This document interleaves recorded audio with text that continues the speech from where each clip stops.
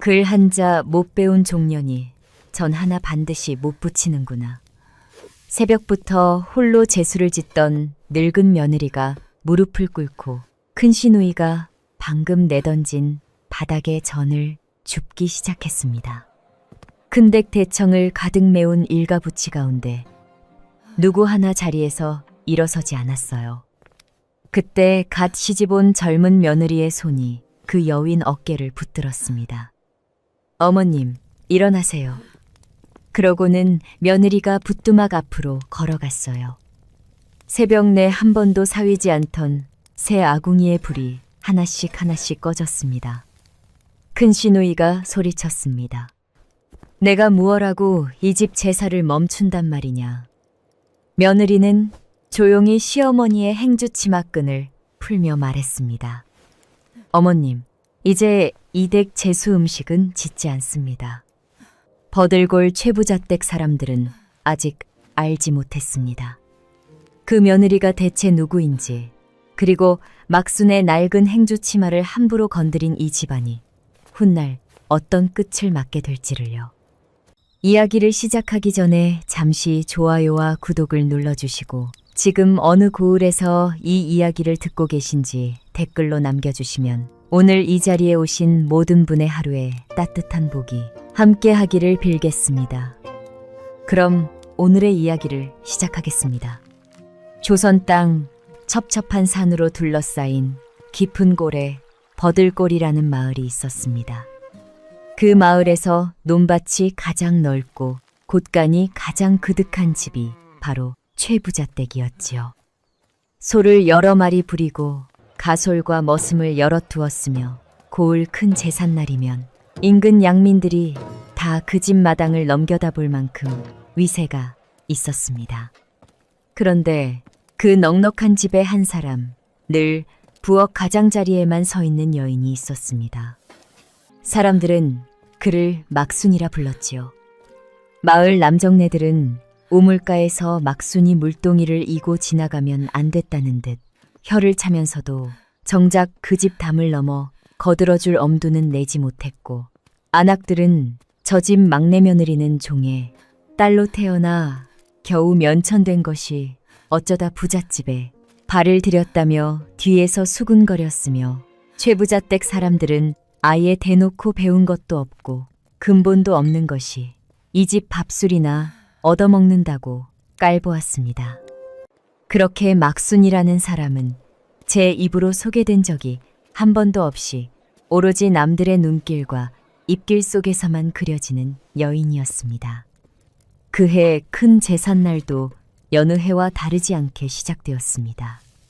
첫 닭이 울기도 전 큰댁 부엌에는 이미 불이 지펴져 있었습니다. 안채는 아직 캄캄했고 사랑방 쪽에서도 인기척 하나 새어나오지 않았지만 부엌만은 달랐지요. 새 아궁이에 모두 불이 들어있었고 큰 가마솥에서는 탕국이 설설 끓고 있었습니다.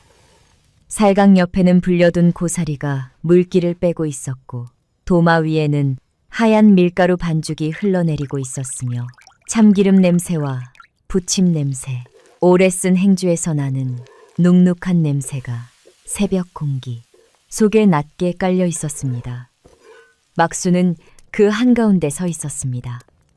허리에 두른 무명 행주치마는 몹시도 낡아 보였습니다. 천은 손바닥처럼 얇아졌고 가슴께는 기름때가 배어 누렇게 변해 있었으며 오른쪽 주머니 끝은 여러 번 기운 자국으로 울퉁불퉁했지요. 아들 정기를 낳던 해부터 둘은 행주치마였습니다.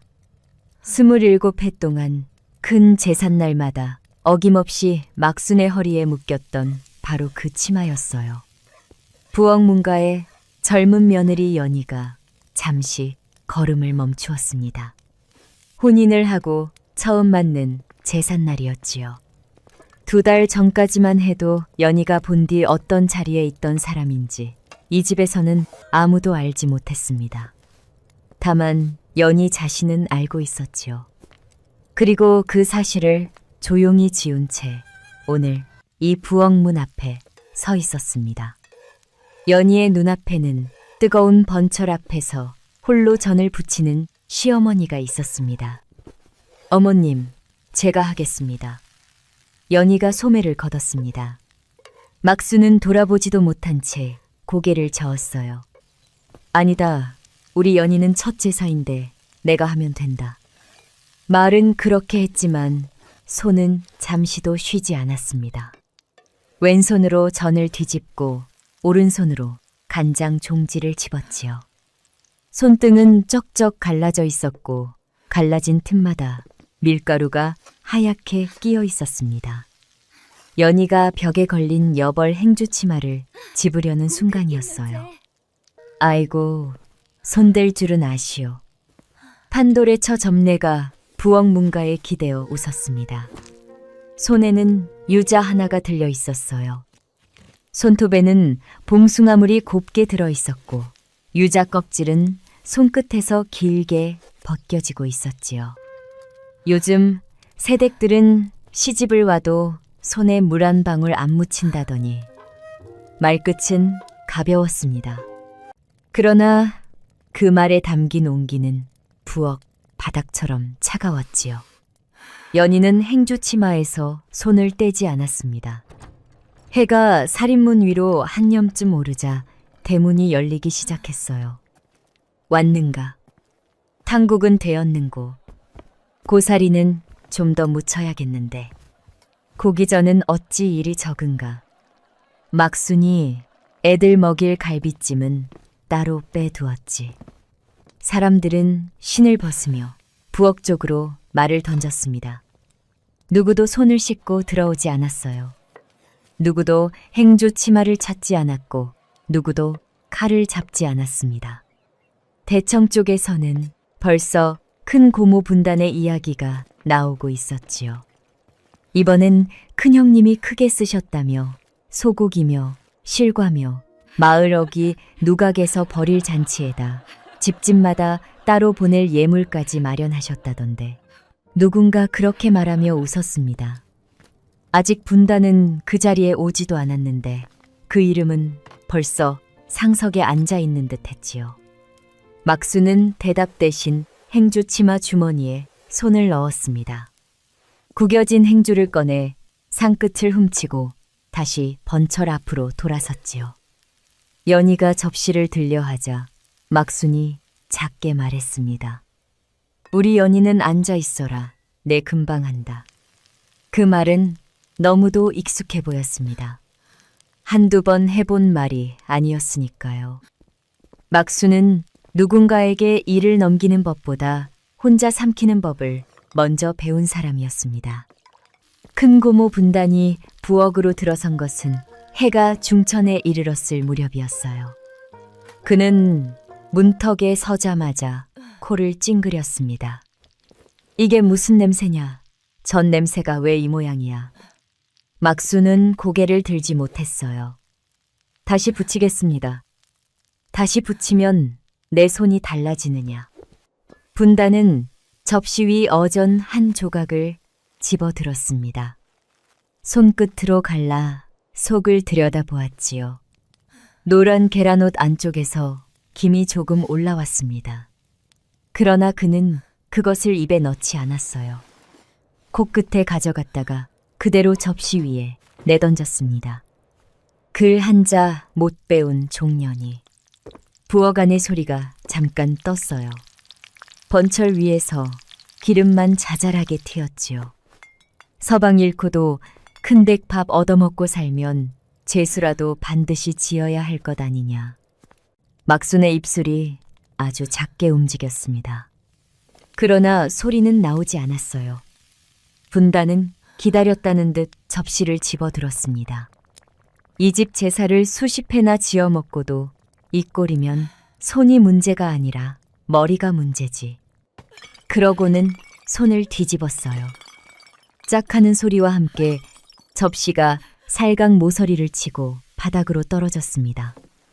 노랗게 붙인 전이 사방으로 흩어졌어요. 기름 묻은 전 한 조각이 연희의 신코 앞까지 미끄러져 왔습니다. 막순의 무릎이 먼저 꺾였어요.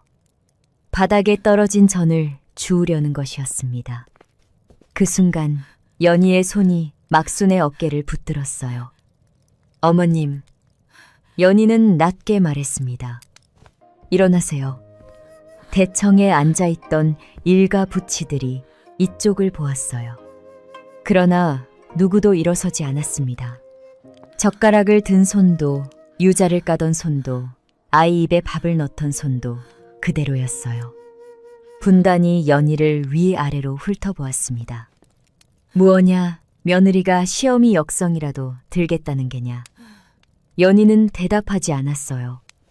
분단은 막순의 허리에 묶인 낡은 행주치마 끝을 손가락으로 툭 쳤습니다. 무명천 끝이 막순의 허리에서 힘없이 흔들렸지요. 새로 들어온 며느리면 며느리답게 굴어야지. 이 집구석 며느리가 되었으면 너도 언젠가는 이런 걸 매야 한다. 어디서 귀한 척이냐. 막순의 손이 행주치마 끝을 움켜쥐었습니다.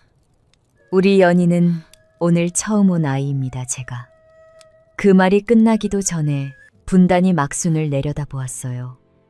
넌 빠져. 막순의 손이 허공에서 덧습니다. 그 손에는 아직 밀가루가 묻어 있었어요. 손끝이 조금 떨렸지만 막순은 더 말하지 못했습니다. 평생 큰 소리 한 번 내본 적 없는 사람의 입술은 그런 순간에도 먼저 닫히는 법이었지요. 연희는 그 손을 보았습니다. 그리고 분단을 똑바로 보았어요. 사람에게 굴레처럼 묶어두는 물건은 부어가니 조용해졌습니다. 연희는 막순의 허리에 묶인 행주치마를 내려다보았어요. 저는 배우지 않겠습니다. 분단의 눈썹이 꿈틀했습니다. 무어라. 연희는 더 말하지 않았어요. 대신 바닥에 흩어진 전을 보고 막순의 굳은 손을 보고 대청에서 아무렇지 않게 젓가락을 놀리는 일가부치들의 얼굴을 하나하나 보았습니다. 바로 그때 살인문 쪽에서 인기척이 있었어요. 송도 도가에서 온 차인 하나가 담 너머로 잠시 얼굴을 비쳤다가 물러갔지요. 그 검은 두루마기 자락을 연희만이 곁눈으로 알아보았습니다. 연희는 아무 일도 없었다는 듯 다시 부엌 안으로 시선을 돌렸습니다. 이 집 사람들은 아직 몰랐어요. 방금 자신들이 누구 앞에서 그 행주치마를 툭 쳤는지를요. 그리고 그 행주치마가 그날 이후로 다시는 막순의 허리에 묶이지 않게 될 줄도 몰랐습니다. 바닥에 흩어진 전은 한동안 그대로 남아 있었습니다. 막순은 그것을 줍지 못했어요. 연희가 여전히 어깨를 붙들고 있었기 때문입니다. 연희의 손은 세게 누르고 있지 않았지만 막순은 이상하게 움직일 수 없었어요. 처음이었거든요. 누군가가 자기에게 바닥에 떨어진 음식을 줍지 말라고 말해준 것은요. 잠깐의 정적이 지나자 대청에서 누군가 헛기침을 했습니다. 그 소리를 신호 삼아 상은 다시 차려지기 시작했어요. 흩어진 전은 처음부터 없던 것처럼 사람들의 발끝에 밀려났고 막수는 상 끝에 국그릇을 올렸습니다. 손끝에는 아직 밀가루가 묻어 있었고 행주치마 가슴께에는 방금 기름 자국이 하나 더 생겼지요. 작은 고모 분금이 마루에서 유자를 까며 말했습니다. 형님 돌아가시고도 여기 와서 음식하는 까닭이 무엇이겠어? 유자 껍질이 상 위에 툭 떨어졌어요. 배운 것도 없고 가진 것도 없으니 큰 댁에 붙어라도 있어야지. 막수는 대답하지 않았습니다. 그저 유자 껍질을 손바닥에 쓸어 담았어요. 손바닥 안에서 껍질이 작게 구겨졌습니다. 분금은 멈추지 않았어요. 서방 살았을 적엔 서방 뒤에 숨고 서방 없으니 아들 뒤에 숨고 그러다 이제는 며느리 뒤에 숨는구먼. 그 말에 대청 한쪽에서 낮은 웃음이 새어나왔습니다. 연희는 웃은 사람 쪽을 보았어요.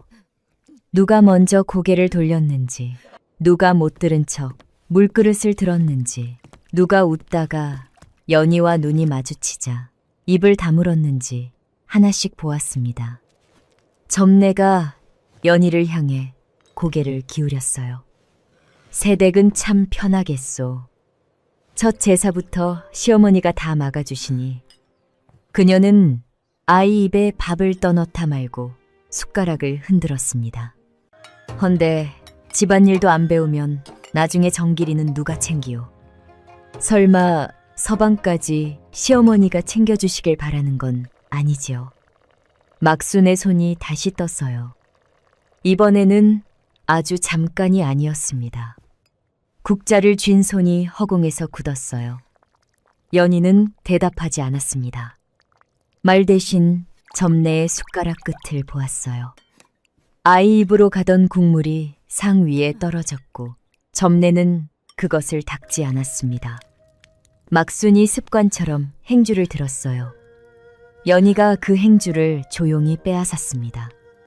막순이 연희를 보았어요. 연희는 고개를 아주 작게 저었습니다.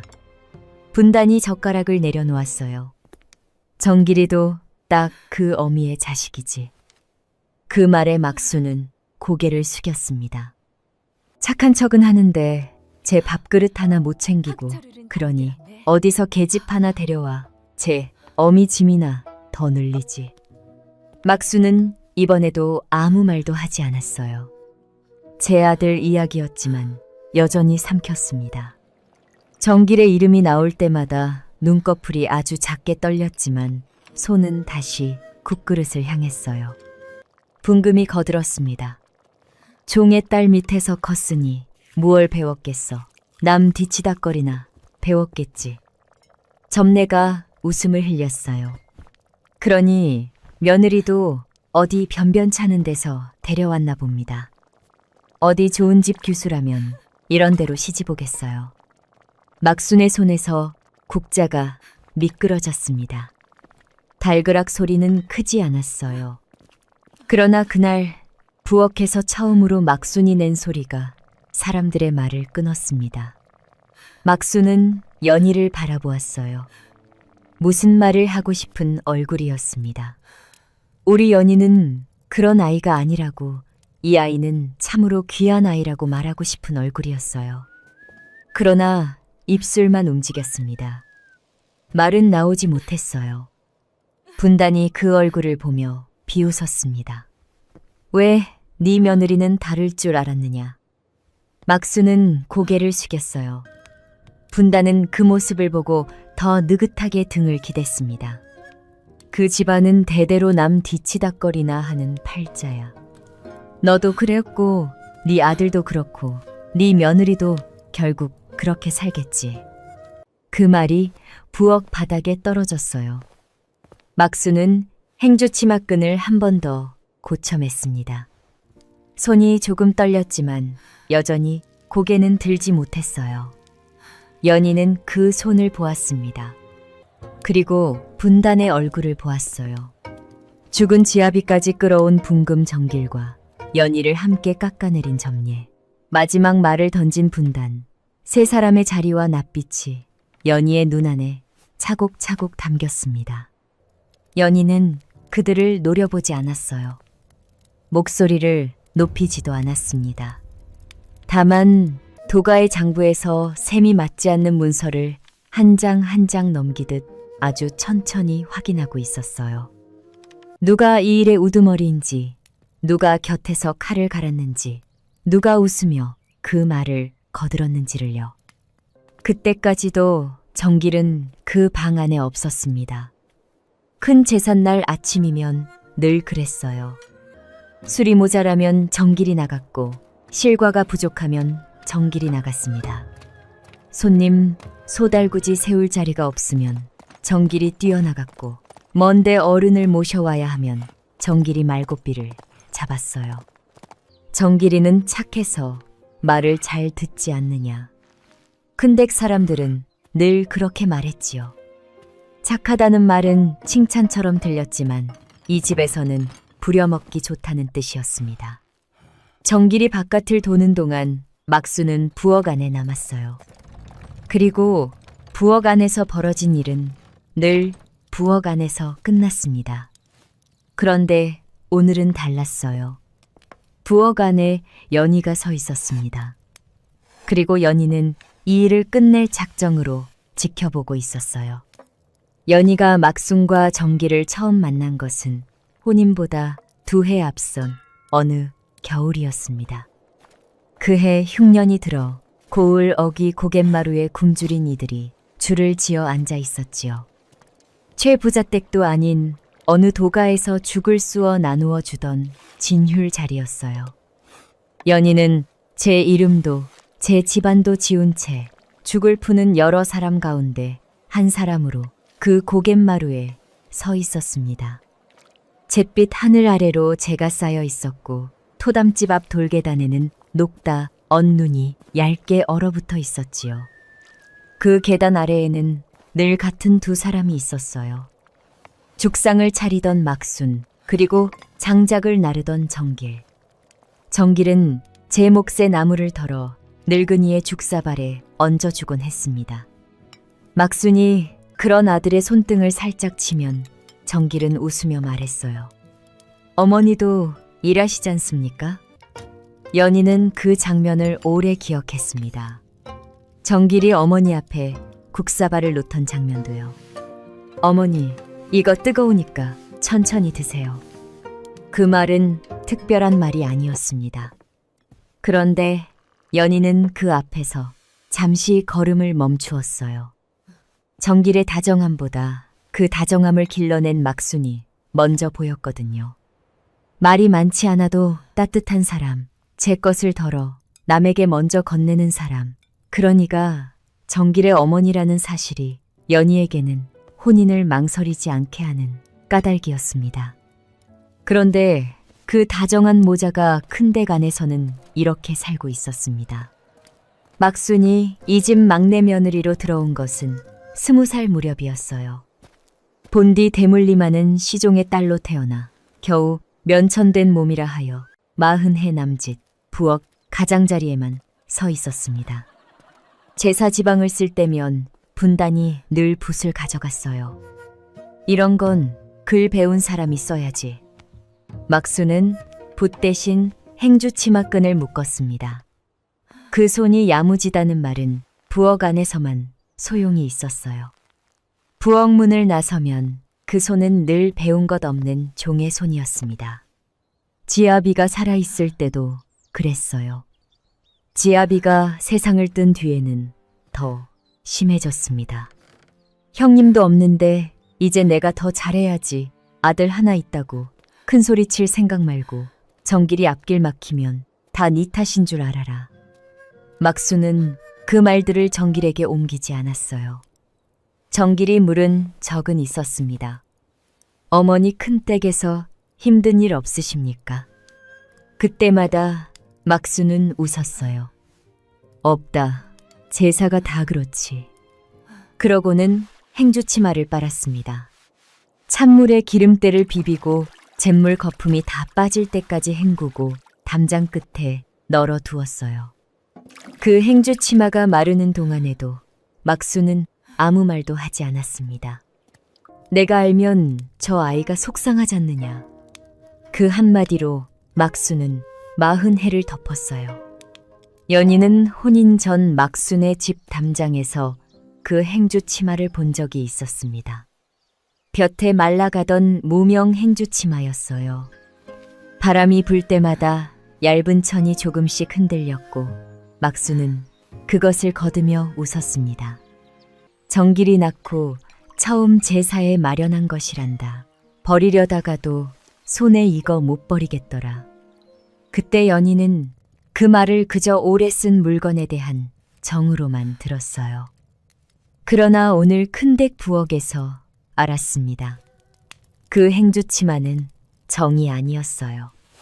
굴레였습니다. 누구도 풀어주지 않은 세월, 누구도 대신 서주지 않은 제삿날, 누구도 들어주지 않은 모욕, 그 모든 것이 기름때처럼 배어있는 천이었지요. 연희는 다시 눈앞의 부엌을 보았습니다. 바닥에는 아직 전 조각이 남아 있었고 막수는 허리에 묶인 행주치마 끝을 자꾸 만지고 있었어요. 다시 매듭을 고쳐야 이 소란이 끝나기라도 할 것처럼요. 그 순간 연희는 분명히 알았어요. 오늘 이 집에서 끝내야 할 것은 제수 음식이 아니었습니다. 막순의 허리에 묶인 그 세월, 그것을 끝내야 했어요. 연희는 세 번째 아궁이 앞으로 천천히 걸어갔습니다. 막순의 손에는 아직 뒤집개가 들려 있었어요.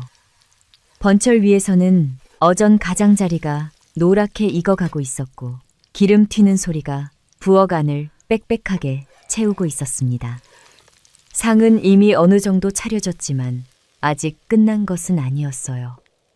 전 접시 한쪽은 비어 있었고 나물 그릇 몇은 상 끝에서 자리를 기다리고 있었지요. 그 모든 모자란 자리를 채우려 막수는 여전히 번철 앞에 서 있었습니다. 연희는 첫째 아궁이의 부직갱이를 들어 불을 헤쳤어요. 파란 불꽃이 사그라졌습니다. 막순이 놀라 연희를 바라보았지만 연희는 멈추지 않았어요. 둘째 아궁이의 불을 걷어냈습니다. 방금까지 뜨겁게 흔들리던 불길이 쓰러지자 번철 위에서 끓던 기름 소리도, 그리고 세 번째 불까지 꺼졌을 때 부엌 안의 열기가 이상하리만치 가라앉았어요. 그건 단지 아궁이 불이 꺼졌기 때문만은 아니었습니다. 사람들이 그제야 알았기 때문이지요. 연희가 지금 이 집에서 가장 당연하게 여겨지던 일을 멈추고 있다는 것을요. 분단이 자리에서 일어섰습니다. 내 인연, 지금 무슨 짓이냐? 연희는 곧바로 대답하지 않았어요. 먼저 막순의 손에 들린 뒤집개를 조심히 내려놓게 했습니다. 뒤집개 끝에 맺혀있던 기름 한 방울이 살강 위로 떨어졌어요. 툭 하는 작은 소리였습니다. 그런데 그 소리가 이상하게 크게 들렸지요. 연희는 막순의 허리 뒤로 손을 가져갔습니다. 낡은 행주치마끈이 손끝에 걸렸어요. 한 번 묶고 다시 한 번 당겨 묶은 매듭이었습니다. 제삿날마다 그렇게 묶였겠지요. 누가 시키지 않아도, 누가 고맙다 하지 않아도 막수는 늘 그 자리에 서 있었을 테니까요. 연희는 천천히 매듭을 풀었습니다. 행주치마가 허리에서 느슨하게 흘러내렸어요. 그 아래로 끈이 오래 눌러놓은 자국이 희미하게 남아 있었습니다. 옷감 위에 남은 자국이었지만 이상하게 살에 새겨진 흔적처럼 보였지요. 막수는 그 자국을 보지 못했습니다. 그러나 연희는 보았어요. 말로 남지 못한 세월이었습니다. 분단이 날카롭게 물었습니다. 지금 그걸 왜 벗기느냐? 연희는 대답하지 않았습니다. 행주치마를 개키지도 않았어요. 구겨진 천 그대로 두 팔에 받아 안았습니다. 그리고 제 보찜을 열어 그 안에 조용히 넣었습니다. 보찜 매듭이 여며지는 소리가 부엌 안에 작게 남았어요. 그제야 막순의 허리는 텅 비었습니다. 27해 동안 제삿날마다 묶여있던 천이 처음으로 그 자리에서 사라진 것이었지요. 연희가 낮게 말했습니다. 아까 어머님이 저더러 그러셨지요. 부엌 안의 시선이 연희에게 모였습니다. 연희는 막순의 손을 잡았어요. 그 손끝에는 아직 밀가루가 묻어 있었습니다. 우리 연희는 안 한다고요. 막순의 손끝이 작게 떨렸습니다. 연희는 그 손을 놓지 않았어요. 이제 어머님도 손 놓으세요. 분단이 헛웃음을 쳤습니다. 내가 무엇라고 이 집 제사를 끝내. 연희는 고개를 들었습니다. 그 얼굴에는 웃음도 눈물도 없었어요. 그저 오래 보고 오래 기억한 사람의 얼굴이었습니다. 이번 제사에 든 비용, 잠깐의 정적이 흘렀습니다. 제가 되었습니다. 젓가락 부딪는 소리가 떴어요. 대청에 앉아있던 일가부치들의 눈이 하나둘 연희 쪽으로 돌아왔습니다. 조금 전까지 젓가락을 놀리던 손들이 텄고 유자를 까던 손도 허공에 그대로 머물렀지요. 연희는 바닥에 떨어진 전을 보지 않았습니다. 분단의 얼굴만 바라보았어요. 상은 어머님이 차리셨고 분단의 입술이 굳었습니다. 생색은 고모님이 내셨지요. 그 말이 떨어진 순간 부엌 안의 공기가 완전히 달라졌습니다. 방금까지 막순을 향해 쏟아지던 말들은 텄었고 사람들의 눈길은 이제 분단 쪽으로 기울기 시작했어요. 그제야 모두가 느끼기 시작했습니다. 이 집 제사상이 흔들리고 있다는 것을요. 분단은 한동안 말을 잇지 못했습니다. 그러다 억지로 웃었어요. 새댁이 무얼 잘못 알고 있구먼. 식구끼리 그런 걸 셈하는 게 아니다. 연희는 그 말을 바로 받지 않았습니다. 지금 쓰기엔 아까운 말이었어요. 훗날 정확히 돌려주어야 할 말이었지요. 연희는 도가의 셈이 적힌 문서 한 장을 소매에서 꺼냈습니다. 거기에는 이번 제사에 든 것이 낱낱이 적혀 있었어요. 집집마다 따로 보내기로 한 소고기 예물 200양어치, 실과 괴짝 80양어치, 제수 재료 60양어치, 제사 다음 날 어른들을 모신다던 마을, 어기 누각 잔치의 계약, 성금 100냥, 그리고 큰 댁 이름으로 잡혀있던 큰 잔치 음식, 도가의 선금까지 모두 같은 이름 아래 정리되어 있었습니다. 연희, 분단은 그동안 일가부치들에게 늘 그렇게 말해왔어요. 이번엔 내가 좀 썼네. 큰 댁이니. 내가 챙겨야지. 빈손으로 오면 복이 안 든다지 않느냐. 그 말들은 아직도 상위에 남아있는 것 같았습니다. 포장을 뜯은 소고기 꾸러미, 실과 괴에 묶인 붉은 매듭 누각 잔치를 알리는 정갈 집집마다 따로 보내기로 한 예물까지 분단은 전부 제 돈으로 마련한 것처럼 말해왔지요. 그 모든 것이 분단의 체면을 세워주고 있었습니다. 그러나 돈을 낸 사람은 분단이 아니었습니다. 연희였어요. 연희는 살인문 밖으로 조용히 눈짓을 보냈습니다. 부엌 안이 다시 조용해졌지요. 담 너머에서 기다리던 진행수가 대답을 기다렸습니다. 큰댁 제사 예물 지금 정리해 주세요. 분단이 한 걸음 다가왔습니다. 내 인연 연희는 물러서지 않았습니다. 목소리를 높이지도 않았어요. 집집마다 보내기로 한 소고기 예물, 소달구지 돌려 세우세요. 담 밖에서 짧은 대답이 돌아왔습니다. 그리하겠습니다. 누각 잔치 예약도 물리세요. 실과 괴 추가도 멈추고요. 연희는 잠시 멈추었다가 마지막 항목을 말했습니다.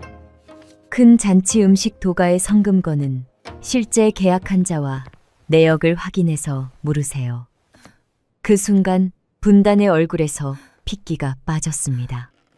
그건 안 된다. 방금까지 큰 소리 치던 목소리가 아니었어요. 급히 붙잡는 목소리였지요. 연희가 처음으로 분단을 똑바로 보았습니다. 어찌서요? 분단은 대답하지 못했습니다. 그 음식 도가가 실은 분단 제 주막의 매상으로 잡혀 있다는 것을 이 자리에서 말할 수 없었기 때문입니다. 일가부치들에게는 큰댁이 베푼 제사처럼 보였고 도가 장부에는 분단의 매상처럼 찍혀 있었어요.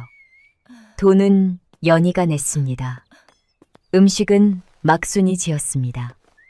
그 사이에서 분단은 체면과 매상을 함께 챙기고 있었던 것이지요. 연희는 더 묻지 않았습니다. 눈짓을 거두었어요. 말은 길지 않았습니다. 하나씩 확인하고 하나씩 물렸을 뿐이 같습니다. 그런데 분단이 남의 돈으로 세워둔 체면은 그 짧은 말마다 하나씩 내려앉고 있었어요.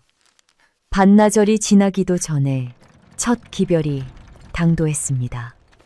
마을 어귀로 오던 소고기 예물 달구지가 고갯마루에서 돌려 세워졌다는 정갈이었어요. 그 다음은 실과 괴였습니다. 곧이어 집집마다 심부름꾼이 잇따라 들이닥쳐 저마다의 집으로 가던 예물이 되돌아갔다는 소식을 전했지요. 조금 전까지는 누구도 막순을 보지 않았어요. 바닥에 떨어진 전도 보지 않았고 끈이 풀린 막순의 허리도 보지 않았습니다. 그런데 제 집으로 오기로 한 소고기와 실과 괴가 돌아섰다는 말에 사람들의 눈은 너무도 쉽게 움직였지요. 형님, 이거 형님이 마련하셨다면서요. 분단은 대답하지 못했습니다. 방금까지 큰댁 어른처럼 상석에 앉아있던 사람이었습니다. 그런데 이제는 기별 몇 마디 앞에서 입술만 달싹이고 있었어요. 점례가 슬그머니 뒤로 물러났습니다. 조금 전까지 연희를 보며 웃던 얼굴이었지요.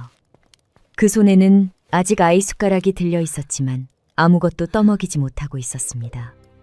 연희는 그 얼굴도 조용히 보았습니다. 분단이 겨우 입을 열었습니다.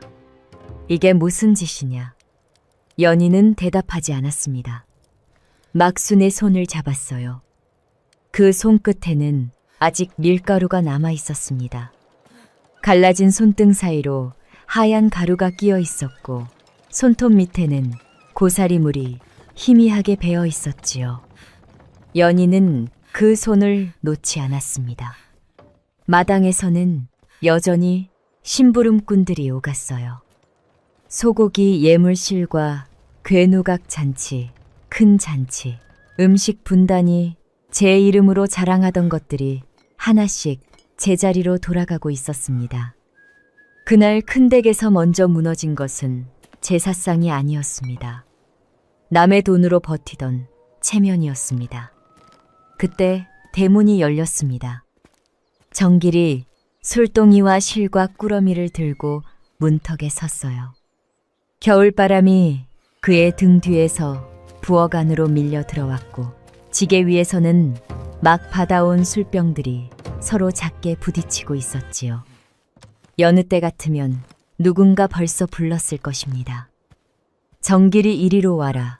실과는 곳간에 술잔 좀 꺼내라. 제삿날마다 그랬어요. 정길은 늘 들어오자마자 무언가를 옮겼고 누군가의 부탁을 들었고 누군가의 빈자리를 채웠습니다. 그래서 이번에도 그는 습관처럼 신을 벗고 꾸러미부터 안쪽으로 옮기려 했어요. 그런데 그날은 이상했습니다. 부엌에서 기름 튀는 소리가 나지 않았어요.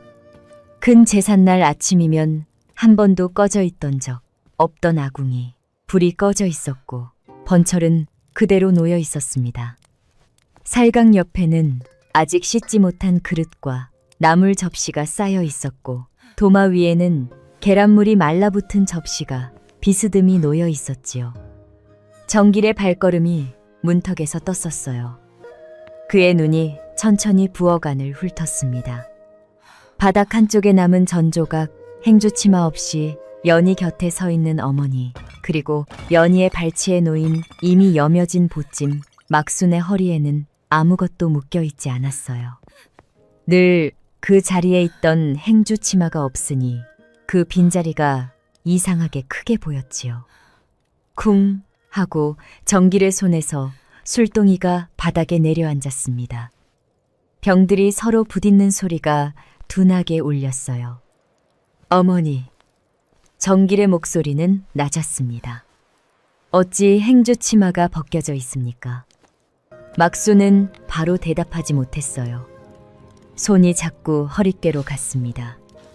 늘 거기 있던 것을 찾는 손이었지요. 그런데 오늘은 잡히는 것이 없었습니다. 정길에게 어머니는 늘 행주치마를 두르고 있는 사람이었어요. 제삿날 새벽에도 기제사 전날에도 김장하는 겨울에도 막수는 늘 허리에 무언가를 메고 있었지요.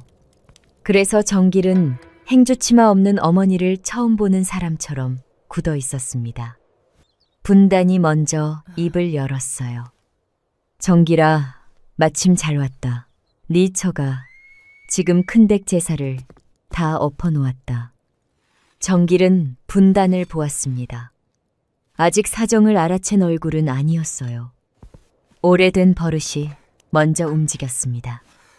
제가 치우겠습니다. 정길은 바닥에 떨어진 전 조각을 향해 허리를 숙였어요. 늘 그랬으니까요. 누군가 화가 나 있으면 정길이 먼저 치웠고 누군가 언성을 높이면 정길이 먼저 웃었습니다. 제삿날 분위기가 이상해지면 정길은 언제나 제 몸을 먼저 움직였지요. 좋은 게 좋은 것이라 배웠습니다. 어른들 앞에서는 참는 게 옳다 들었어요. 그렇게 하면 큰 일도 작은 일처럼 지나갔고 작은 일은 없던 일처럼 덮였거든요. 그런데 연희가 낮게 말했습니다. 서방님, 정길의 손이 바닥 위에서 떴어요. 연희는 고개를 저었습니다. 그거 지금 주우시면 안 됩니다. 부엌안이 조용해졌습니다. 정길은 바닥에 떨어진 전을 내려다보다가 천천히 몸을 일으켰어요. 그제야 보였습니다. 큰 상은 차려지다만 채였습니다. 탕국은 올라가 있었고 나물 접시는 줄을 맞춰 놓여 있었지만 전 접시 한쪽은 비어 있었어요. 일가부치들 앞에는 밥그릇과 국그릇이 하나씩 놓여 있었고 아이들 앞에는 잘게 찢은 전까지 따로 담겨 있었지요. 그런데 이상했습니다. 막순의 밥그릇은 없었어요. 살강 옆에 식은 국그릇 하나가 놓여 있었습니다. 국물 위에는 기름이 얇게 굳어 있었고 숟가락은 들어가지도 않은 채 그릇 옆에 비스듬히 놓여 있었지요. 정길은 그 그릇을 오래 보았습니다. 먹다만 밥이 아니었어요. 아예 먹지 못한 밥이었습니다. 정길이 천천히 물었습니다. 어머니, 진지는요? 막순이 급히 웃었어요. 나는 나중에 먹으면 된다. 그 말은 너무 쉽게 나왔습니다. 너무 오래 해본 사람처럼요. 정길이 다시 물었어요. 제삿날마다요. 막순의 입술이 닫혔습니다. 대청 쪽에서는 일가부치들이 여전히 앉아 있었어요. 붕금의 손에는 유자가 들려 있었고 점내의 손톱에는 봉숭아물이 그대로 곱게 물들어 있었지요. 누군가는 이미 상을 물렸는지 젓가락을 내려놓고 마루에 기대어 있었습니다. 누구의 손에도 밀가루는 묻어 있지 않았어요. 누구의 옷에도 기름 냄새는 배어 있지 않았습니다. 기름 냄새가 밴 사람은 막순 하나뿐이었지요. 분단이 짜증스럽게 젓가락을 내려놓았습니다. 아이고, 부엌 사람이 나중에 먹는 게 무엇이 그리 이상하냐. 그 말이 부엌 안에 툭 떨어졌어요. 너무 익숙해서, 너무 당연해서 아무도 이상하게 여기지 않던 말이었습니다. 정길의 눈이 분단에게 향했어요. 분단은 아직도 제가 무슨 말을 하고 있는지 모르는 얼굴이었습니다. 내 올케가 안 하면 누가 하느냐. 정길의 얼굴이 천천히 굳었습니다. 분단은 한마디를 더 얹었어요. 너는 바깥에서 술 받아오고 실과 사오고 손님 자리 봐주면 되는 것이고 내 어미는 안에서 음식하고 본디 제삿날마다 그리해왔다. 본디 제삿날마다. 그 말이 정길의 귀에 오래 남았습니다. 정길의 머릿속으로 지난 제삿날들이 지나갔어요. 술이 모자라면 그가 나갔습니다. 실과가 부족하면 그가 나갔어요. 자리가 없으면 뛰어나갔고 어른을 모셔와야 하면 말굽비를 잡았지요. 큰댁 사람들은 늘 말했습니다. 정길이는 착해서 말을 잘 들어. 그 말이 좋은 뜻인 줄 알았어요. 그래서 더 열심히 뛰었습니다. 그가 바깥에서 짐을 나르는 동안 집안이 조용하면 제사가 잘 지나가는 줄 알았거든요. 그런데 이제 보였습니다. 정길이 바깥으로 밀려나는 동안 어머니는 안으로 갇혀 있었던 것입니다. 그때 점례가 작게 중얼거렸어요. 아까 어머님이 세댁한테 행주치마 못 매게 한다고 그러지만 않았어도 말끝이 흐려졌습니다. 점례는 곧바로 입을 다물었지만 이미 늦었지요. 정길의 눈길이 점례에게 향했습니다. 행주치마. 부엌안이 다시 조용해졌어요. 연희는 그제야 한 걸음 앞으로 나왔습니다. 목소리는 낮았습니다. 전 접시가 바닥에 떨어졌습니다. 정길은 고개를 돌리지 못했어요. 어머님은 그걸 주우려 하셨고 연희는 제 보찜 쪽을 잠깐 내려다보았습니다. 고모님은 저더러도 언젠가는 그 행주치마를 매야 한다 하셨습니다. 정길의 손이 천천히 주먹으로 잡혔습니다. 연희는 더 크게 말하지 않았어요. 어머님이 막으셨습니다. 정길은 어머니를 보았습니다. 막수는 고개를 숙이고 있었어요.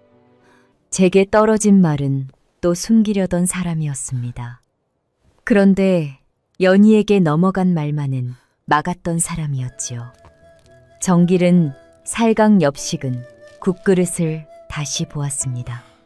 기름이 굳은 국물, 한 번도 올라가지 못한 밥그릇, 허리에 아무것도 묶이지 않은 어머니, 그리고 여며진 연희의 보찜. 그제야 정길은 알기 시작했습니다. 제가 지킨 줄 알았던 집안의 화평이 실은 어머니 홀로 삼킨 말들 위에 놓여 있었다는 것을요. 정길은 한동안 아무 말도 하지 않았습니다. 그 침묵이 오히려 부엌안을 더 무겁게 만들었어요. 분단은 그 틈을 놓치지 않았습니다. 정길아, 네 처 좀 말려라. 정길은 대답하지 않았어요. 분단이 말을 이어갔습니다. 제삿날마다 다 같이 모이는 집안인데 새댁이 첫 제사부터 판을 엎으면 되겠느냐. 정길은 천천히 어머니 쪽으로 걸어갔습니다. 바닥에 떨어진 전 조각을 밟지 않으려고 발끝을 조금 틀었어요. 여느 때 같으면 먼저 주웠을 것입니다. 먼저 닦고, 먼저 웃고, 먼저 죄송하다 말했겠지요. 그렇게 하면 큰일이 작은 일처럼 지나갔고 어른들의 낯빛도 조금씩 풀렸으니까요. 그런데 이번에는 죽지 않았습니다. 정길은 막순 앞에 섰어요. 어머니. 막순은 고개를 저었습니다. 아니다. 괜찮다. 내 다시 하면 된다. 그 말에 정길의 눈이 떴어요. 다시 하면 된다는 말. 그 말이 오늘 일을 덮는 말이 아니라 지난 세월을 덮어온 말이라는 것을 이제야 알아듣고 있었지요. 정길은 아주 천천히 고개를 저었습니다. 아닙니다. 막순이 정길을 보았어요. 정길은 어머니의 빈 허리를 내려다 보았습니다. 27해 동안 늘 그 자리에 있던 천이 사라져 있었어요. 처음으로 제자리를 벗어난 사람처럼요. 정길이 아주 낮게 말했습니다. 오늘은 다시 매지 않으실 겁니다. 부엌 안에 있던 사람들의 시선이 정길에게 모였습니다. 분단이 헛기침을 했어요. 무어라. 정길은 이번에도 목소리를 높이지 않았습니다. 어머니, 오늘은 집으로 가십시다. 막순의 손이 허리께에서 더펐습니다. 잡을 행주치마가 없다는 것을 또 한 번 확인한 손이었지요. 분단이 자리에서 벌떡 일어섰습니다. 이 꼴을 만들어 놓고 그냥 가겠다는 게냐. 정길은 분단을 보았습니다. 아직 싸우겠다는 얼굴은 아니었어요. 그보다 너무 늦게 당도한 사람의 얼굴이었습니다. 너무 늦게 보고 너무 늦게 알아차린 사람이었지요. 어머니가 더 하실 일 없습니다.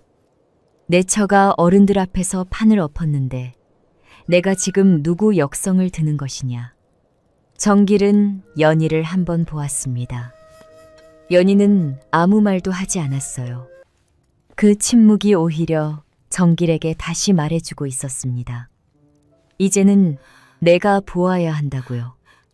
정길은 다시 어머니를 보았습니다. 오늘 처음으로 제대로 보았습니다. 분단의 얼굴이 굳었어요. 무얼 보느냐? 정길은 바닥에 전을 가리키지 않았습니다. 식은 국그릇도 여며진 보찜도 가리키지 않았어요. 그저 어머니 앞에 섰습니다. 어머니, 진지 그릇이 어디 있었는지요? 부엌 안이 조용해졌습니다. 정길은 천천히 말을 이었어요. 어찌하여 제삿날마다 집에 오면 어머니가 먼저 자리에 누우시는지. 막순의 입술이 떨렸습니다. 어찌하여 큰댁 다녀오는 길 내내 괜찮다고만 하셨는지. 붕금이 옆에서 끼어들었습니다. 예, 정길아, 어른들 앞에서 그게 무슨 말버릇이냐. 정길은 그 말에는 대답하지 않았어요. 대답하지 않는 대신 막순 앞에 반걸음 더 다가섰습니다. 분단이 마지막으로 찔렀어요. 네, 조부님 제사도 버리겠다는 게냐. 이 집 장손 노릇 안 하겠다고. 그 말에 막순이 먼저 정길의 소매를 잡았습니다. 정길아. 정길은 그 손을 내려다 보았어요. 밀가루가 낀 손이었습니다. 찬물에 오래 젖었던 손이었고 제삿날마다 남의 그릇을 씻던 손이었지요. 정길은 그 손을 제 손으로 감쌌습니다. 그리고 분단을 보았어요. 제사는 제가 모시겠습니다. 분단의 말문이 잠깐 막혔습니다. 정길은 천천히 덧붙였습니다. 어머니를 부엌에 세워두는 방식으로는 아니고요. 이번에는 아무도 바로 대답하지 못했습니다.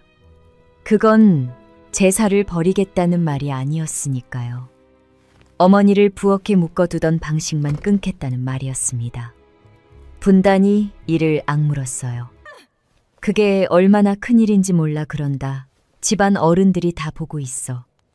정길은 대청을 한번 둘러보았습니다.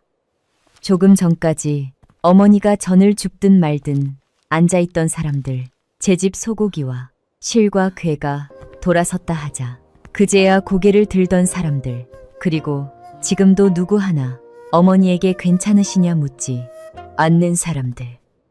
정길은 그 얼굴들을 천천히 보았습니다.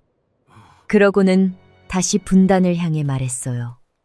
보셨으면 더 좋습니다. 분단의 눈이 흔들렸습니다. 오늘부터는 다들 아셔야 하니까요. 막순의 손이 정길의 손 안에서 작게 떨렸습니다. 정길은 그 손을 놓지 않았어요. 우리 어머니 이제 여기 안 오십니다. 목소리는 크지 않았습니다. 그러나 그날 부엌 안에서 나온 어떤 말보다 분명했어요. 막순은 아들의 등을 보았습니다. 평생 누군가의 뒤에 서 있던 사람이었습니다.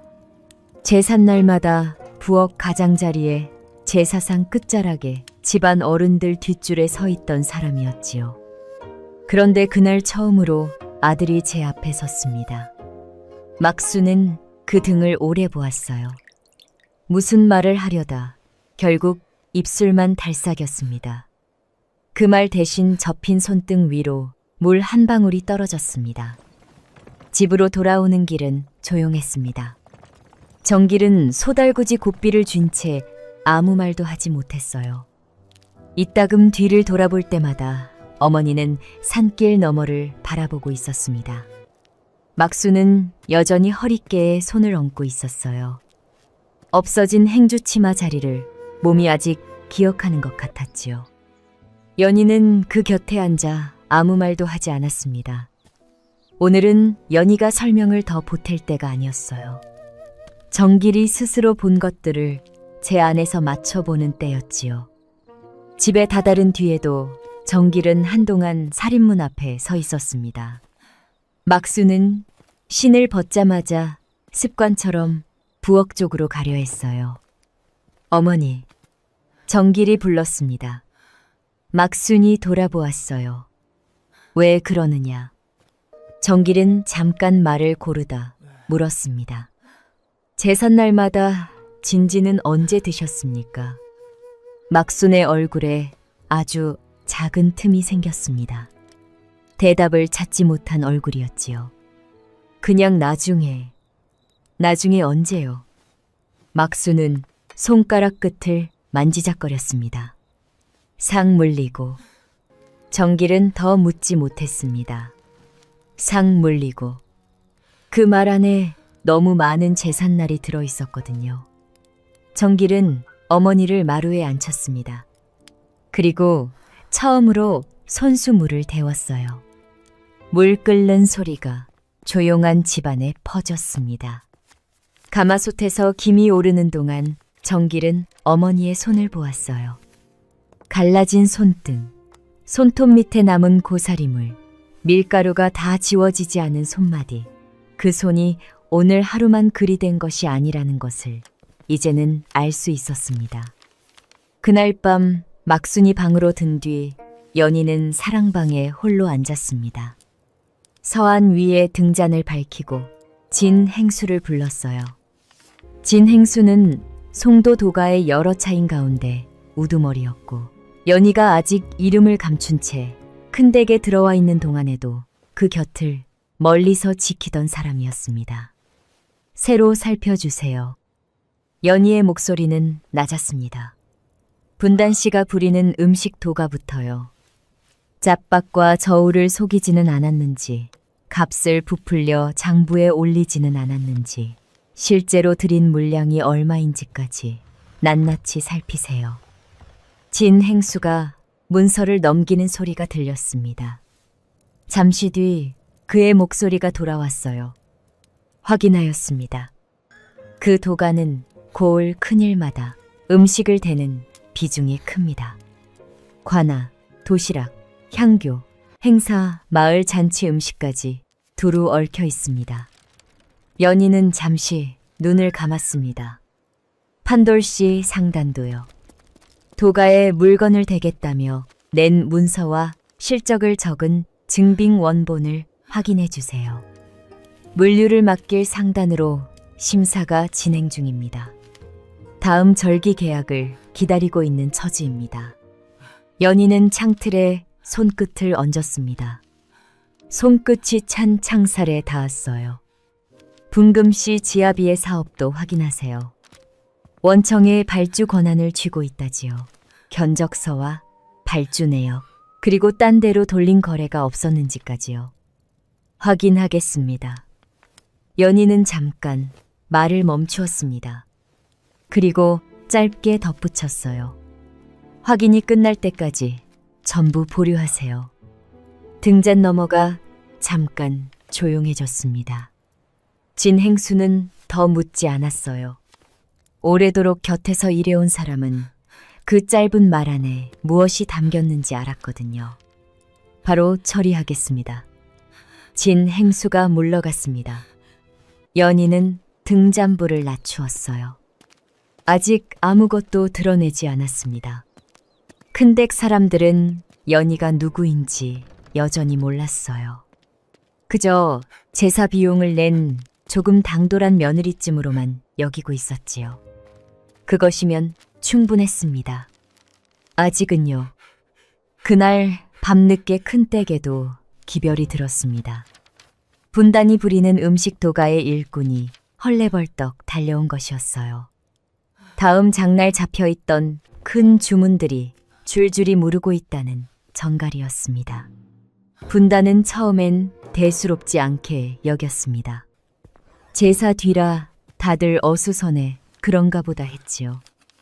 그러나 전갈이 끝나기도 전에 판돌이 방으로 들어왔습니다.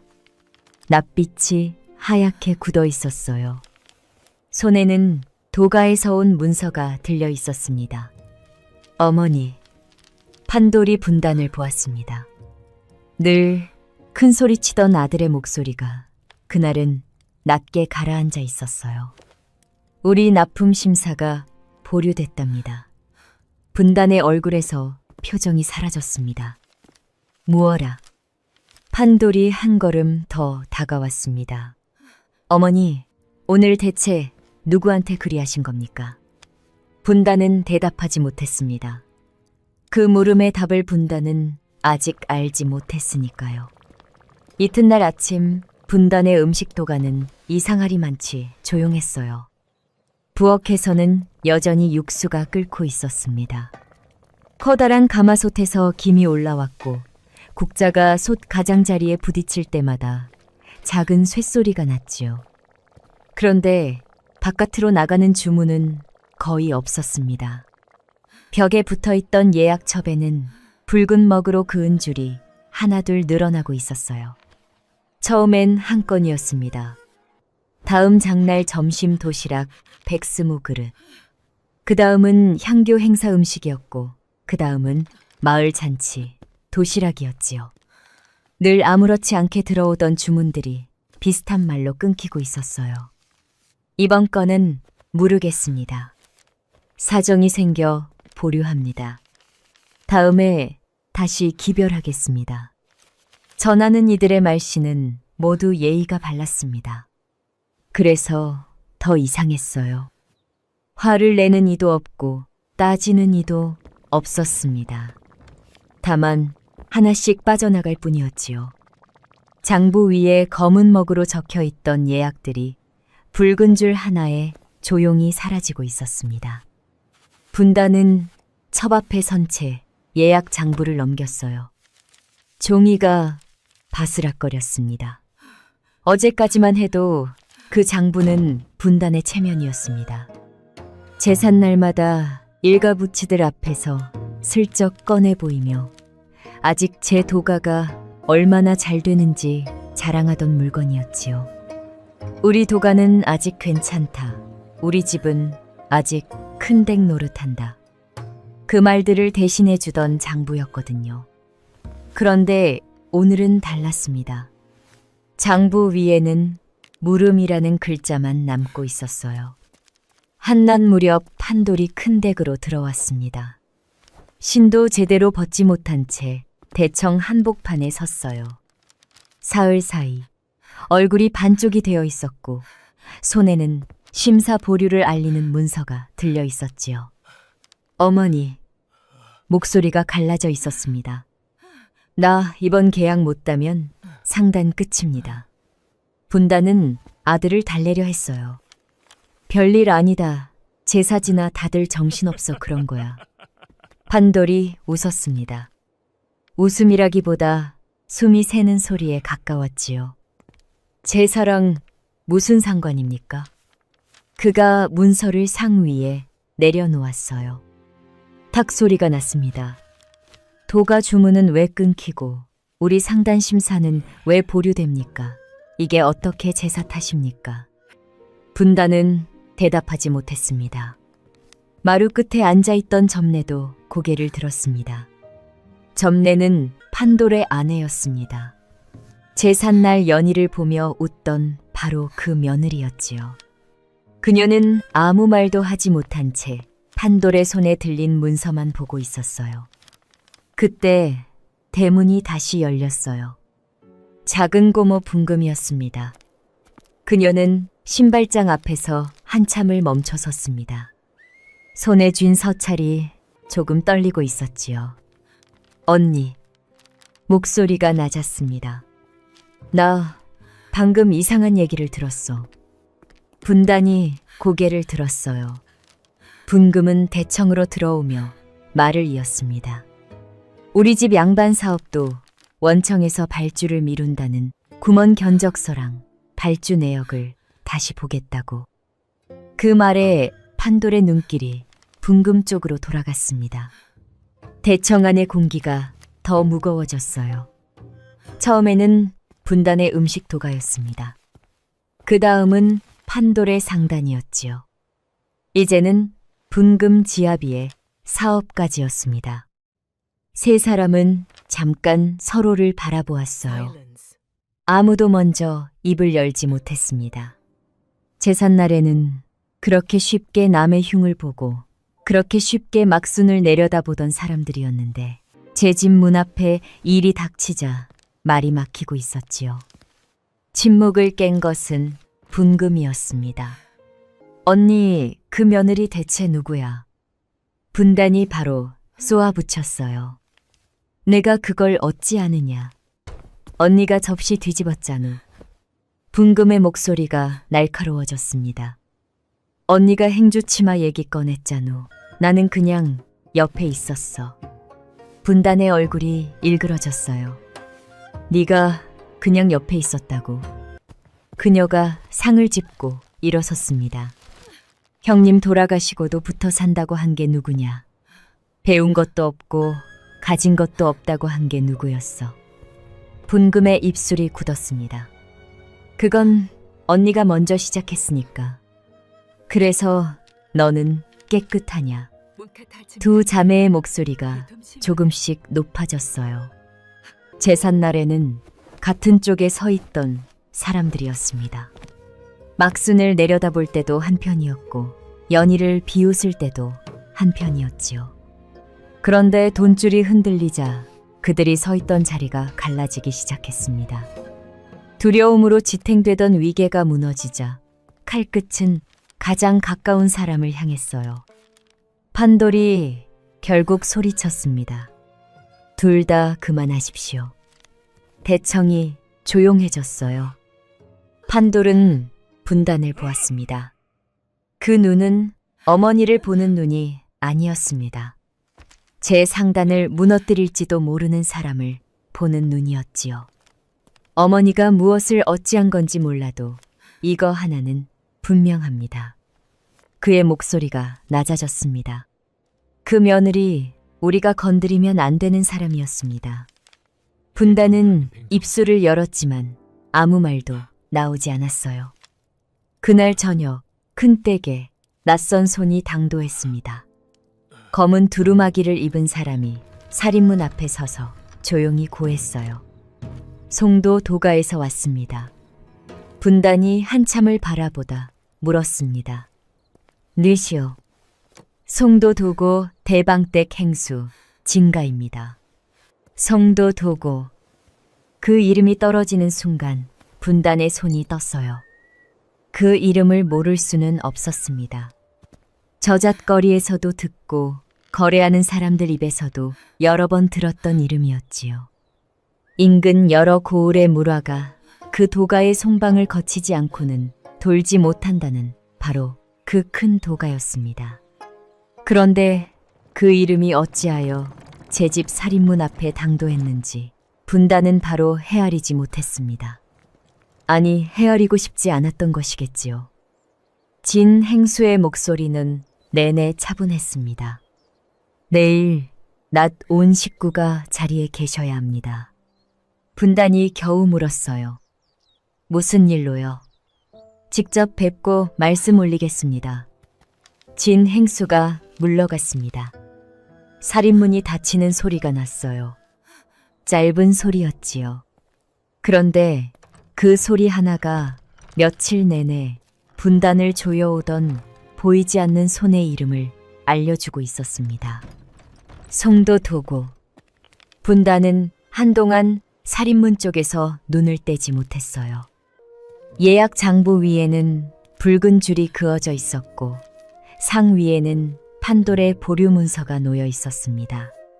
그리고 그 모든 것의 시작에는 제삿날 부엌에서 조용히 행주치마를 보찜에 넣던 며느리가 있었지요. 이튿날 낮 큰 댁 대청에는 사람들이 모였습니다. 분단 분금 판돌 점례 며칠 사이 다들 얼굴이 상해 있었어요. 제삿날처럼 마루에 깊숙이 기대 앉은 사람은 아무도 없었습니다. 점례는 판돌 곁에 앉아 있었습니다. 제삿날 연희를 비웃던 그 며느리였지요. 상 위에는 샘을 헤아리는 상가지가 놓여 있었고 판돌의 문서도 펼쳐져 있었어요. 분단의 예약 장부에는 여전히 붉은 줄이 남아 있었지요. 그들이 기다리는 것은 사과가 아니었습니다. 용서도 아니었어요. 끊긴 돈줄을 다시 이어줄 방도였습니다. 살인문에서 인기척이 났습니다.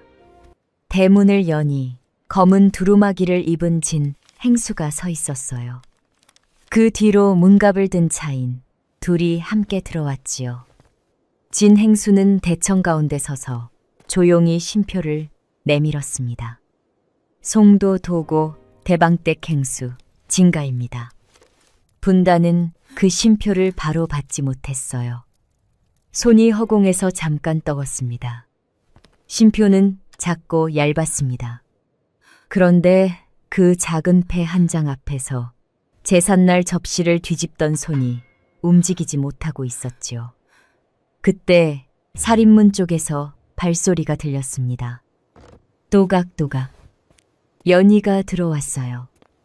제삿날의 그 며느리가 아니었습니다. 단정한 나들이 옷차림이었고 손에는 얇은 문서 한 축이 들려 있었지요. 그러나 얼굴은 그날과 같았습니다. 웃지도 않았고 화를 내지도 않았어요. 그저 오래 보고 온 사람의 얼굴이었습니다. 분단이 자리에서 일어섰습니다. 세댁, 너. 연희는 그 호칭에 대답하지 않았어요. 대청으로 들어와 상 앞에 섰습니다. 제삿날에는 부엌 문가에 밀려나 있던 사람이었지요. 손에 행주 치마 하나 제대로 들지 못하게 밀려났던 사람이었습니다. 그런데 오늘은 달랐어요. 그 대청 한가운데 서 있었습니다. 연희는 진 행수에게서 도가의 인패를 건네받았습니다. 그리고 상 위에 조용히 내려놓았어요. 송도 도고 대방 이면. 대청 안에 모든 소리가 떴습니다. 분금의 손에서 서찰이 미끄러졌어요. 툭! 마루 아래로 떨어진 서찰이 바닥에 흩어졌습니다. 판돌은 입을 벌린 채 아무 소리도 내지 못했어요. 점례는 뒷걸음질 치다 마루 끝에 주저앉았지요. 연희가 조용히 말했습니다. 막순 씨의 며느리 이면입니다. 분단은 인패를 내려다보았습니다. 제삿날 제 앞에서 조용히 아궁이 불을 끄던 며느리, 막순의 행주 치마를 풀어 보찜에 넣던 며느리, 제게 이번 제사 비용을 대었다 말하던 며느리, 그 사람이 지금 송도 도고에 대방이라는 이름으로 상 위에 놓여 있었습니다. 아무도 움직이지 못했어요. 연희가 먼저 입을 열었습니다. 제삿날 목소리는 낮았습니다. 고모님이 저더러 그러셨지요. 분단의 입술이 떨렸어요. 식구끼리 셈하는 게 아니라고요. 그 말이 돌아오자 분단의 얼굴에서 핏기가 빠졌습니다. 연희는 천천히 고개를 끄덕였어요. 맞습니다. 식구끼리는 셈하지 않지요. 잠깐의 정적이 흘렀습니다. 한데 고모님은 40에 넘도록 어머님을 식구로 여기신 적이 없지요. 분단은 아무 말도 하지 못했습니다. 연희는 문서축을 펼치지 않았어요. 아직 그럴 까닭이 없었습니다. 지금 필요한 것은 문서가 아니라 그들이 내내 외면해온 한 사람의 이름이었으니까요. 어머님은 종의 딸이라 당하신 게 아닙니다. 연희의 목소리는 높지 않았습니다. 그래서 더 또렷했어요. 글을 못 배워 부엌에 서신 것도 아니고요. 막수는 연희의 뒤쪽에 서 있었습니다. 정길의 손을 잡고 있었지요. 연희는 잠깐 그 손을 보았어요. 갈라진 손등, 희미하게 남은 행주치마끈 자국 제사가 끝난 지 며칠이 지났는데도 막순의 몸에는 그날의 흔적이 남아 있었어요. 연희는 다시 분단을 보았습니다. 마음이 착해 이용당하신 겁니다. 분단의 입술이 떨렸습니다. 당신 밥그릇 하나 못 챙기실 만큼요. 그 말에 막순의 손이 정길의 손 안에서 작게 움찔했어요. 연희는 진 행수에게 고개를 끄덕였습니다. 진 행수가 문갑에서 문서셋을 꺼냈어요. 종이가 상 위에 놓이는 소리가 차례로 들렸습니다. 탁탁탁. 첫 번째 문서였습니다. 분단 씨의 음식 도가는 챗박과 저울 속임의 값을 부풀린 정황이 함께 드러나 도고의 큰 계약에서 제외됩니다. 분단의 어깨가 흔들렸어요. 두 번째 문서였습니다.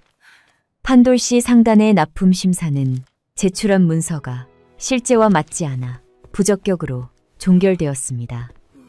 판돌이 자리에 주저앉았습니다. 세 번째 문서였습니다. 분금씨, 지아비 사업의 원청 발주, 권한도, 견적을 거짓으로 부풀린 정황이 확인되어 다시 살피기로 하였습니다. 분금은 두 손으로 얼굴을 감쌌어요.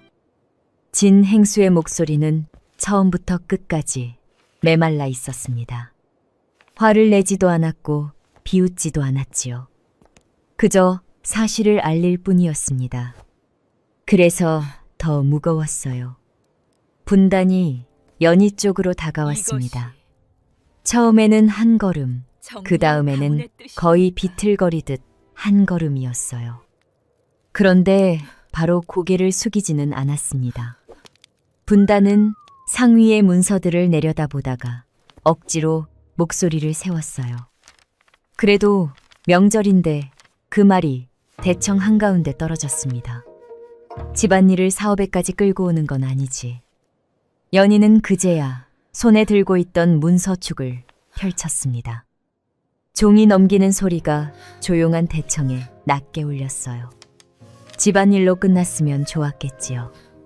연희는 분단을 똑바로 보았습니다. 한데 고모님은 남의 돈으로 매상을 만들고 남의 품으로 체면을 세우셨습니다. 분단의 입술이 떴었습니다. 연희는 말을 이어갔어요. 어머님이 차린 상으로 큰댁 노릇을 하셨고 제가 낸 돈으로 선심 쓰는 사람처럼 서 계셨지요. 분단의 어깨가 조금씩 내려앉았습니다. 그제야 그녀의 목소리가 흔들렸어요. 세댁, 아니 대방님 그 호칭이 입안에서 엉켰습니다. 내가 잘못했네. 내가 몰라서. 연희는 분단의 손을 내려다 보았어요. 그 손은 제삿날 접시를 뒤집던 손이었습니다. 행주 치마 끝을 손가락으로 툭 치던 손이었고 막순의 40해를 너무도 당연하게 부엌으로 밀어넣던 손이었지요. 연희는 그 손을 잡지 않았습니다. 저한테 하실 말씀은 아닌 듯합니다. 연희는 몸을 돌렸습니다. 막순이 그 자리에 서 있었어요. 분단의 눈길도 천천히 막순에게 향했습니다. 평생 제 아래에 서 있던 사람이었습니다. 산 끝에 서 있었고 부엌 문가에 서 있었고 집안 어른들 뒷줄에 서 있던 사람이었지요. 그런데 오늘은 아들과 며느리 사이에 서 있었습니다. 분단은 입술을 열었습니다. 몇 번이나 말을 꺼내려 했어요. 순이야. 그 이름이 어색하게 나왔습니다. 막순은 분단을 바라보았습니다. 아주 오래요. 예전 같았으면 먼저 고개를 숙였을 것입니다. 먼저 괜찮다고 했을 거예요. 그 한마디로 모든 일을 덮고 다시 부엌으로 들어갔겠지요. 그러나 오늘 막순의 허리에는 행주 치마가 없었습니다. 잡아당길 끈도 없었어요. 막순은 조용히 고개를 돌렸습니다. 용서하지도 않았습니다. 화를 내지도 않았어요. 그저 더 이상 그 앞에 서 있지 않기로 한 사람처럼 정길의 손을 잡고 살인문 쪽으로 걸었습니다. 정길이 어머니의 걸음에 맞추어 천천히 걸었어요. 연희는 그 뒤를 따랐습니다. 문을 나서기 전 연희가 한 번 뒤를 돌아보았습니다. 아, 그리고 분단이 고개를 들었어요. 연희는 분단을 보지 않고 상 위에 놓인 낡은 예약 장부를 보았습니다. 그리고 조용히 말했지요. 이 댁 제사는 오늘로 끝입니다. 문이 닫혔습니다. 그 문소리가 큰댁 대청에 오래 남았어요. 예전 같으면 그 문이 닫히고 나면 막수는 다시 부엌으로 돌아갔을 것입니다. 전 조각을 줍고 식은 국을 데우고 제 밥그릇은 맨 나중에 챙겼겠지요. 그러나 그날은 아무도 부엌으로 돌아가지 않았습니다. 부엌은 조용했어요. 행주 치마도 없었습니다. 두어철이 지나갔습니다. 다음 큰 제삿날이 돌아왔어요. 첫 닭이 울기 전 큰댁 부엌에는 불이 지펴지지 않았습니다. 늘 그 무렵이면 새 아궁이에 불이 다 들어있어야 했고 살강 옆에는 불린 고사리가 물기를 빼고 있어야 했지요. 번철에서는 기름 냄새가 오르고 오래 쓴 행주 냄새가 부엌 바닥에 낮게 깔려 있어야 했습니다. 그런데 그해 큰댁 부엌은 조용했습니다. 도마는 말라 있었고 번철은 찬장 안에 들어가 있었어요. 아침 해가 제법 오른 뒤에야 분단이 부엌에 들어왔습니다. 그녀는 문가에 서서 한동안 부엌을 바라보았어요. 처음 보는 자리처럼요. 늘 누군가가 먼저 와서 데워놓은 자리였습니다. 누군가가 먼저 손을 담그고 먼저 칼질을 하고 먼저 불을 지펴놓던 자리였지요. 그 누군가가 없자 부엌은 생각보다 낯설었습니다. 분단은 반죽 그릇을 들고 번철 앞에 섰어요. 기름이 달궈지는 시간을 몰라 너무 일찍 반죽을 올렸고 저는 번철 위에 힘없이 퍼졌습니다. 뒤집개를 넣는 순간 가장자리가 찢어졌어요. 기름이 손등에 튀었습니다. 아, 분단이 손을 뒤로 뺐습니다. 손등에는 작은 붉은 자국이 올라오고 있었어요. 예전 같으면 막순이 서 있던 자리였습니다. 그 열기 앞에서, 그 기름 앞에서, 그 말들 앞에서요. 분단의 며느리 점례도 부엌에 서 있었습니다. 허리에는 새 행주 치마가 묶여 있었어요. 새 천이라 빳빳했고 매듭도 어설펐습니다. 허리끈 한쪽은 길게 늘어져 있었고 가슴께는 아직 깨끗했지요. 점례는 번철 앞에 오래 서 있지 못했습니다. 기름이 튈 때마다 뒤로 물러섰고 전을 뒤집을 때마다 손목이 어색하게 꺾였어요. 어머님, 점례가 작게 말했습니다. 이거 원래 이렇게 힘든 겁니까? 분단은 아무 말도 하지 못했습니다. 그 말이 어디선가 되돌아온 말처럼 들렸거든요.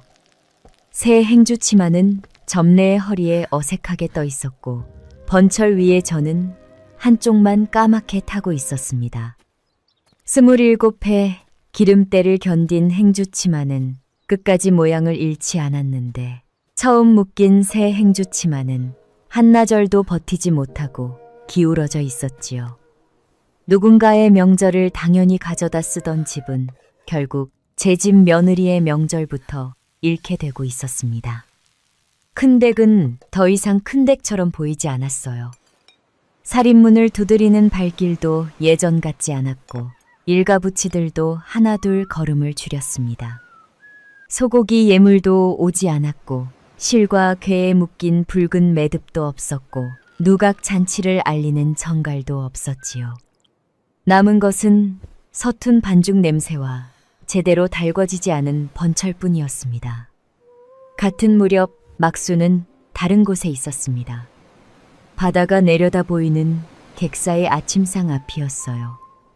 창밖으로 겨울 바다가 펼쳐져 있었고 파도 소리가 문살 너머로 낮게 들려왔습니다. 상 위에는 하얀 사기 그릇과 따뜻한 국 잘 구운 생선 한 토막이 놓여 있었지요. 막수는 창가 자리에 앉아 있었습니다. 큰 제삿날 아침인데도 손에는 아무것도 들려있지 않았어요.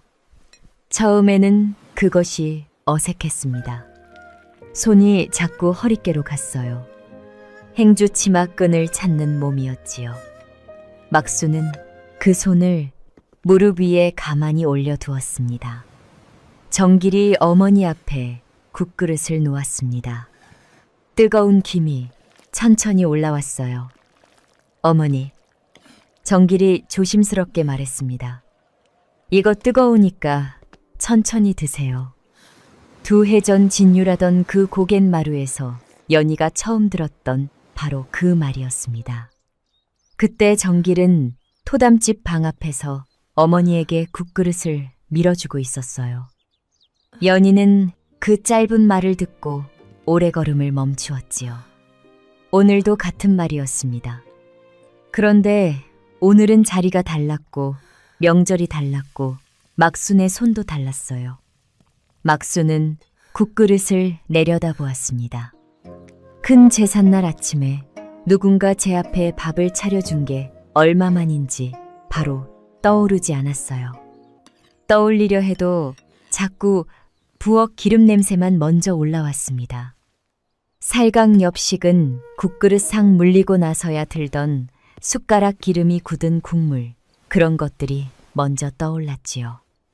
막수는 숟가락을 쥐었다가 다시 내려놓았습니다.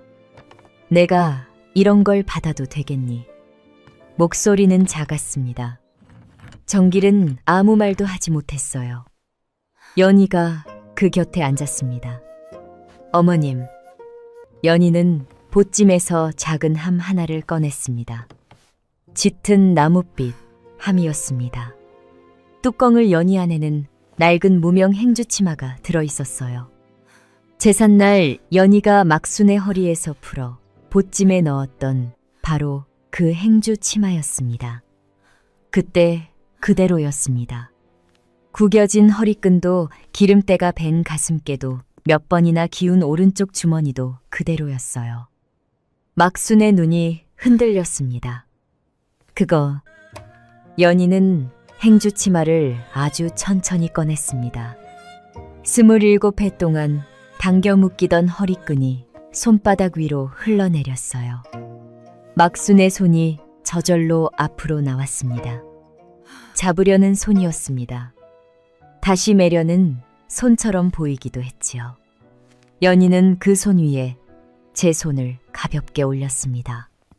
이제 이걸 억지로 매지 않으셔도 됩니다. 막순의 손이 덧습니다. 연희는 행주치마의 허리끈을 바라보았어요. 누가 메어주는 것도 잠깐의 정적이 흘렀습니다. 어머님이 먼저 매는 것도요. 막순은 아무 말도 하지 못했습니다. 그 말은 행주치마 하나에 대한 말이 아니었으니까요. 40에 넘도록 스스로 당연하다 여겨온 자리에서 이제는 물러나도 된다는 말이었습니다. 연희는 그제야 행주치마를 처음으로 반듯하게 개켰습니다. 허리끈이 밖으로 나오지 않게 기운 주머니가 안쪽으로 들어가게 기름때가 밴 가슴께가 더는 먼저 보이지 않게요. 그리고 함 안에 넣었습니다. 이건 버리지 않고 지니고 있겠습니다. 막순이 연희를 보았어요. 버리는 게 낫지 않겠니? 연희는 고개를 저었어요. 이건 이제 부엌에 어머님을 묶어두는 끈이 아닙니다. 연희는 함 뚜껑을 덮었습니다. 작은 소리가 났어요. 툭. 어머님이 40에 넘게 버텨내신 세월입니다. 막수는 함 위에 손을 얹었습니다. 차가운 나무 뚜껑이 손바닥에 닿았어요. 27해 동안 허리에 묶여있던 천이었습니다. 제삿날마다 저를 부엌으로 불러 세우던 천이었지요. 그런데 오늘 그 천은 막순의 허리가 아니라 함 안에 놓여 있었습니다. 더 이상 매는 것이 아니라 지나온 것으로요. 막순은 창밖의 바다를 보았어요. 겨울 햇살이 물결 위에서 잘게 부서지고 있었습니다. 파도는 밀려왔다가 아무 일 없다는 듯 다시 멀어졌지요. 막순이 천천히 입을 열었습니다. 나는 평생 목소리가 참 작았다. 배운 게 없어 그런 줄로만 알았지. 정길이 어머니의 손을 잡았습니다. 막수는 그 손을 내려다보았어요. 아들이 잡은 손이었습니다. 제삿날마다 밀가루가 끼고 찬물에 떴고 기름 냄새가 배던 손이었지요. 누군가의 밥그릇을 먼저 놓고 누군가의 빈 접시를 먼저 치우던 손이기도 했습니다. 그래서 참는 게 당연한 줄 알았어. 막수는 말을 멈추었어요. 그리고 아들과 며느리를 번갈아 보았습니다. 그 얼굴들을 보는데 이상하게 부엌 냄새가 조금씩 멀어지는 것 같았지요. 기름 냄새도 오래 쓴 행주 냄새도 살강 옆에서 식어가던 국 냄새도요. 막순의 눈길이 다시 국그릇으로 내려갔습니다. 뜨거운 김이 아직 올라오고 있었어요. 그런데 오늘 보니 그녀는 아주 천천히 말했습니다. 아니었구나. 그 말은 길지 않았습니다. 그러나 막순이 제 입으로 처음 꺼낸 문장이었어요. 자신을 탓하던 세월에서 아주 조용히 한 걸음 빠져나온 문장이었지요. 연희는 아무 말 없이 웃었습니다. 정길은 어머니의 손을 더 꼭 잡았어요. 막수는 다시 숟가락을 들었습니다. 손끝이 조금 떨렸습니다. 평생 남의 밥상을 먼저 차리던 손이었으니까요. 그 손이 그날은 제 국그릇 앞으로 갔습니다. 큰 제삿날 아침에 처음으로 제 밥을 먼저 뜨는 손이었어요. 손등은 여전히 갈라져 있었습니다. 손마디도 굵었고 손끝에는 오래된 상처 자국이 남아 있었지요. 그러나 그날은 아무도 그 손을 배운 것 없는 손이라 부르지 않았습니다. 막수는 따뜻한 국을 한 술 떠먹었어요. 국물이 목을 지나가는 동안 그녀는 한참 말이 없었습니다. 창밖에서는 파도가 밀려왔다가 다시 천천히 물러갔지요. 막수는 국그릇을 내려다보다가 아주 작게 웃었습니다. 그 명절 아침 막수는 아무 음식도 하지 않았어요. 아무도 그녀에게 행주치마를 메어주지 않았습니다. 아무도 그녀의 밥그릇을 살강 옆으로 밀어두지 않았어요. 그녀는 그저 제 자리에 앉아 있었습니다. 처음으로요. 오늘 이야기는 여기까지입니다. 누군가의 희생을 당연하게 여기는 집에서는 가장 착한 사람이 가장 오래 다치곤 합니다. 막순 씨가 늦게라도 제 밥그릇 앞에 앉을 수 있어서 참으로 다행입니다. 여러분은 어떻게 생각하시는지요? 식구라는 이름으로 한 사람만 내내 참고 견디는 명절, 과연 당연한 것일까요? 여러분의 생각을 댓글로 남겨주세요. 꽃편지 이야기에 와주셔서 고맙습니다. 오늘도 마음 따뜻하고 평온한 하루 보내세요.